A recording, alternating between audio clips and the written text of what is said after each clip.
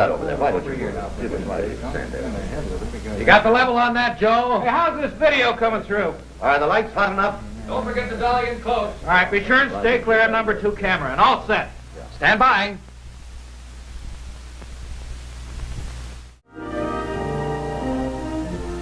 Hello, I'm Bob Trout.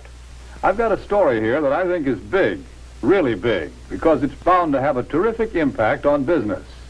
I'm talking about a new market, a big new market, millions upon millions of new prospects with $15 billion to spend. That's right, I said $15 billion. That's a lot of money, isn't it? The surprising thing is that it's a fresh market, still full of opportunities. It grew up so fast, got so big in a hurry, that few of us realize its scope. Now, these days, nobody's likely to pass up chances to sell. And yet right here in our own front yard, there's a neglected market. There's money waiting to be spent. To get the story of this market, to be able to tell you the secret of selling the Negro, we did a lot of digging. We talked to leading businessmen, to customers, and to salesmen. We went to Washington, D.C. We set up cameras and other key points around the nation. And out of this all, there emerged a story, the story of a new market.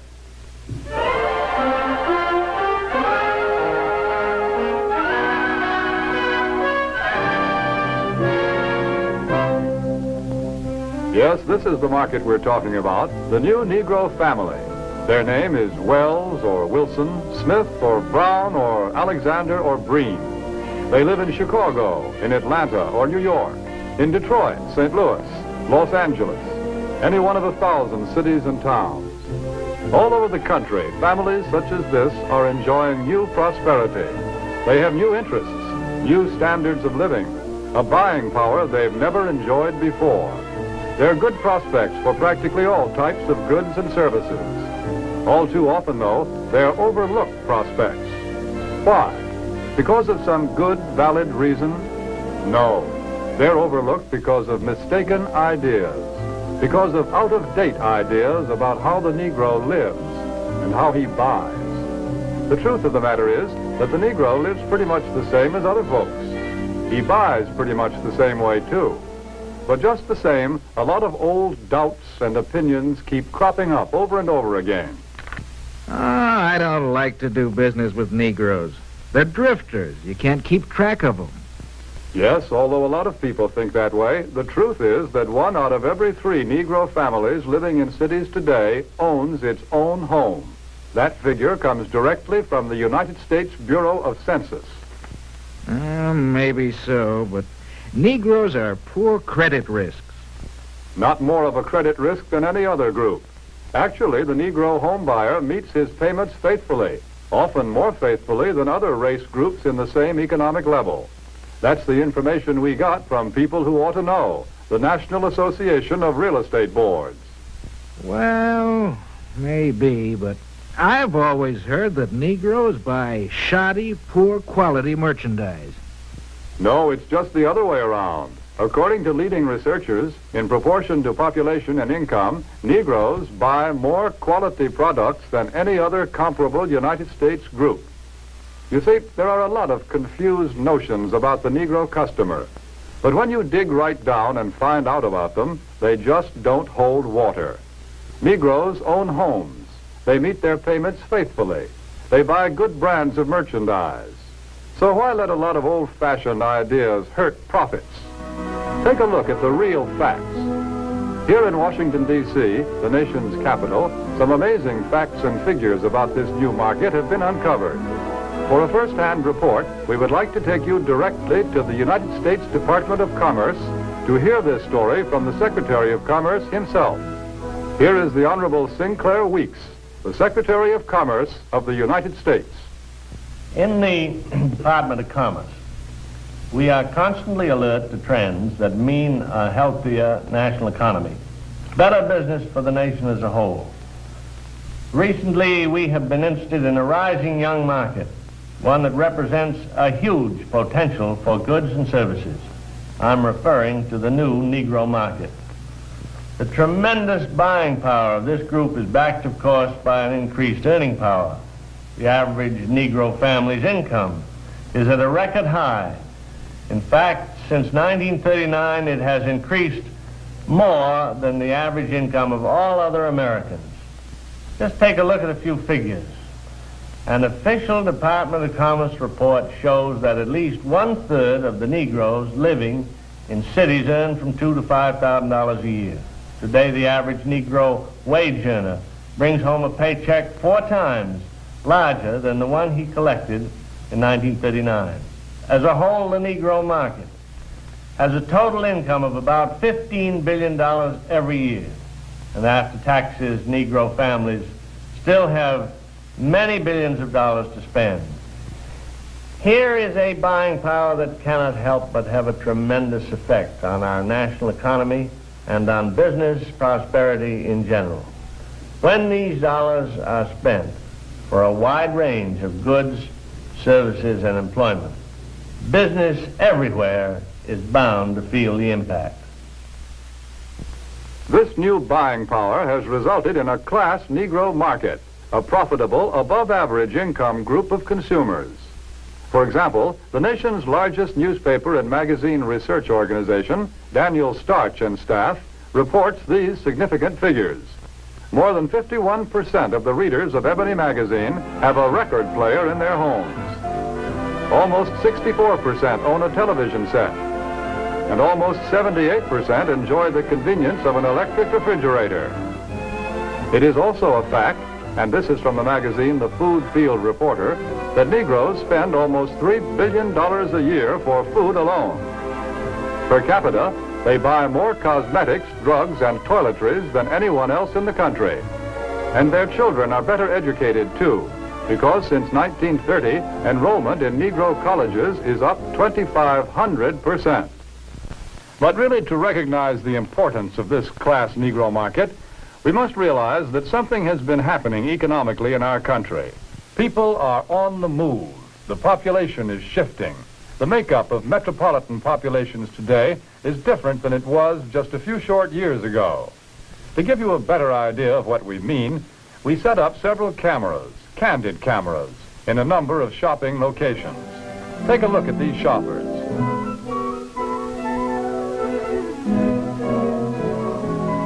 Notice what a large proportion of them are Negroes. What's the reason? It's simply this. Negro families are moving into the cities where there are more job opportunities. Here they find occupations with more prestige and security, jobs that pay more money. As a result, Negro families today often make up the largest part of Central City consumer prospects. A shoe store in Chicago's Loop, for example, reports that more than 50% of its customers are Negroes. In another case, a drugstore located at a transfer point in a non-Negro neighborhood finds that its Negro customers total 25%. The trend is plain. The new Negro families today are moving into more populated areas, to the cities, where there are more stores, more buying opportunities. Since 1940, in San Francisco alone, the Negro market has increased by 89%. In Chicago, by 81%. Houston, Texas, 45%. Philadelphia, 50%. The impact of this new buying force is so tremendous that actually in 14 major United States markets, a product cannot be number one without Negro support. A product must have the backing of this big new buying power to be a leader in the field. What do you have to sell? Chewing gum or cars? Toothpaste or transportation? Whatever it is, here are millions of prospects, and these prospects are everywhere. Negro customers can no longer be pigeonholed. They cannot be classified as prospects who trade only in certain stores, certain neighborhoods. Today, Negroes shop downtown. They shop in supermarkets. They shop in small neighborhood stores. They'll buy from anyone who wants to sell to them.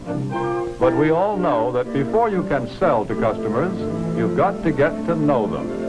You must understand something about them. What do the Negro customers buy? Why do they buy? How do you sell to them?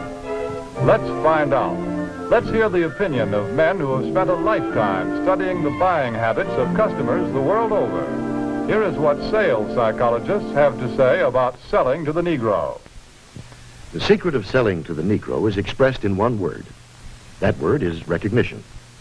Now, there's nothing unusual about that. People want to be recognized. They need recognition. That's basic in all of us. But perhaps because he's had so little of it, the Negro needs even more. He needs to feel important and appreciated. This need is a very real and important one. It shows up even in many of the Negro's shopping habits. Anyone who sells or wants to sell to the Negro customer should know about some of these habits. 3 habits in particular play a big part in every sales transaction. To begin with, most Negroes buy by brand. They ask for products by name. They're quick to turn down off-brands. Do you wonder why? Well, listen to what this customer is thinking. That last hat I bought just didn't hold up at all. You see, for a long time, the Negro has been sold a lot of shoddy, second-class merchandise. So now he asks for name brands in order to make sure he gets his money's worth. Buying by brand, that's the first important Negro buying habit. Now for the second. The Negro buys good quality merchandise. Symbols of quality and prestige are very important to the Negro customer. This woman, for example, is buying fine crystalware. But she is also buying the admiration and approval of her friends and relatives. Listen to her thoughts. My, isn't it beautiful? I can hardly wait to show it to Sally and Joan. It's a well-known fact that many Negro customers are influenced by the opinions of others. What their friends may think of a certain item often decides whether or not the sale is made. So remember, the Negro buys quality merchandise. That's the second important point. And here's the third thing to remember when selling to a Negro customer. When he specifically asks for one thing, don't try to sell him something else. Don't try to switch him at the point of sale. If you do, he'll probably react something like this. Doesn't he think I've got the money to pay for it? There's a reason for this reaction. Again, because he's had experience with cheap merchandise, the Negro resents being offered a substitute. He wants to be sold on quality, not price. The Negro buys by brand, he buys quality, and he doesn't like to be switched at point of sale. These are the keys to selling the Negro customer. Another point. The Negro family does things together, as a group. The family works as a unit. It lives as a unit, and it buys as a unit. When you sell to one member, you many times sell to all. It's also true that many places of entertainment are still closed to the Negro. So he spends more of his money for the things that are available to him, often for items that are considered luxuries. Another trait of the Negro market is the fact that it is a pre-sold market. We know that the Negro buys by brand, and he buys the brands that he knows something about. Where does the Negro buyer get this information? We know that Negro customers are turning more and more to the publications that are tailored specifically to their needs, that give them the news and the information that they want to read about. Many leading businessmen and companies already know this. That's why so many of them are taking this direct, sure route of reaching the Negro customer. The vice president of advertising of the 𝙍𝙧𝙤𝙤 Watch Company, for example, says this. In many important cities throughout the United States, Negroes are important customers of the credit jeweler. Therefore, it seemed that Ebony magazine would be a very important advertising medium for us. We would say it was very well received, and from our viewpoint, a very successful campaign. From the Remington Rand Company comes this statement. Our records show that advertising in Ebony has been effective in many ways. As all good advertising should, it has built a terrific amount of goodwill and has brought a volume of sales and sales inquiries. A representative of the Alaga Syrup Company makes this statement. Because of Alaga's regard for the influence of ebony in the Negro market, advertising space was doubled. Alaga's long experience in selling to Negroes now takes the most direct route to its best customers, reaching ebony's 2.5 million audience in every issue. And here are the statements of still other business leaders. Yes, many business leaders are discovering the most direct and most efficient way of reaching the new Negro market. Look here at the results of the same advertisement in two different publications, Ebony and another general magazine. You can see that proportionately, more men and women read the ad in Ebony than the one in the other magazine. And they did a better job of remembering it, too. A greater percentage of readers noted, associated, and remembered the ad in Ebony. But now, wait a minute. If the Negro market is so big and easy to reach, why aren't more companies going out after it? Well, often because of the feeling that there's something entirely different, unusual about selling to the Negro. But is it really so different? What do salesmen say? The successful salesmen who do a good job of selling in Negro communities. How do you go about getting the order? How do I get the order? Well, to tell you the truth, I don't do anything. Anything different, that is. I've been calling on these accounts long enough to know that the Negro just wants to be treated like everybody else. No matter who you're calling on, a little friendliness and courtesy help a lot. But naturally, anybody resents being patronized or talked down to. So I usually call a man Mr. Brown, Mr. Smith, or Mr. whatever his name is, until he tells me to call him by his first name. And of course, I always stick to business. I stay away from talk about race or religion or politics. That goes for talk about Negro celebrities, too. You know, this business about what good prize fighters and singers the Negroes are. Who cares? When a guy's in business, no matter what color his skin is, he's interested in making a living, in making money. That's uppermost in his mind. I guess maybe what I'm saying is that I try to help any way I can, sometimes with displays or ad materials, or an idea once in a while. The important thing is that if it helps push sales for the dealer, it helps push them for me, too. Handle the Negro account just like any of your others. Don't patronize. Stick to business. Get interested in the account. Pitch in and help any way you can. Sounds like pretty good sales advice. That's the secret of selling the Negro. Well, how about it? What do you think of this new market? It can open new outlets for you and for everybody who sells goods or services. It's still possible to get in on the ground floor when this market is just beginning to grow and to expand. The facts and the figures that we see here are just a small sample of what they promise to be next year and the years after that. Yes, here are men and women with money to spend, and they spend it for exactly the same things as you and I and everyone else. They buy almost every type of product and service that you have to offer, and they can be reached like everyone else through publications that appeal to their interests and desires, that deliver the kind of loyal readership that can be proved both in surveys and in down-to-earth sales. Here is a ready-made market waiting to be asked to buy.